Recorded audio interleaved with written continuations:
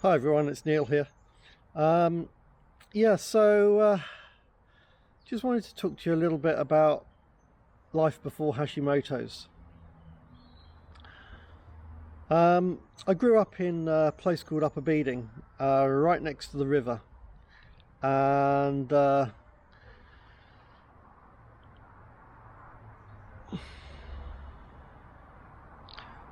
from a very young age I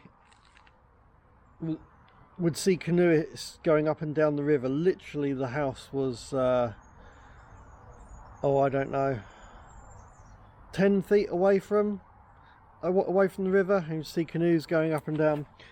And at the age of 14 I started canoeing down at the Ada Centre in Shoreham. I very soon got into white water and competing, and doing canoe slalom. And I spent quite a few years canoeing, which I really loved doing, and got into the England team. My highest was I got into the Premier Division, and I was third in the country for my age group. When I got Hashimoto's, I found that obviously I couldn't hold the amount of energy that I needed to actually do. But when we had the Olympics, I think it was 2011, they were held at Lee Valley, and I actually canoed on the Olympic site.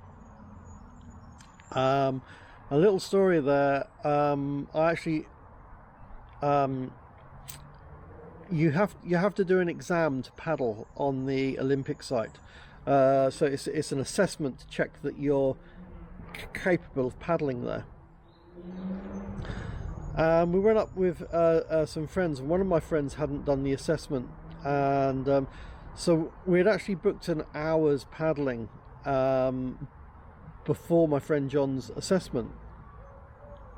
So I was paddling fine on there at that point, and then we got off, and John did his assessment, and then we had an hour booked afterwards. And after the hour, I got cold standing around and was losing energy rapidly, and I got on stupidly for the second hour, and about a quarter of the way down I went over the rapids, and was trying to roll up, but the canoe that I was using was so small that even on flat water, if I leaned backwards, it would actually loop, which is to go over backwards. I'll add some video and explain it.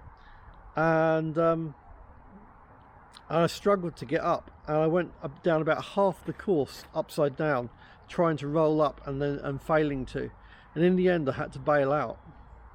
Having bailed out, I didn't have that much energy for swimming. I had a buoyancy aid on, but one of my friends actually had to jump in and grab me out. That was the last time I ever paddled there.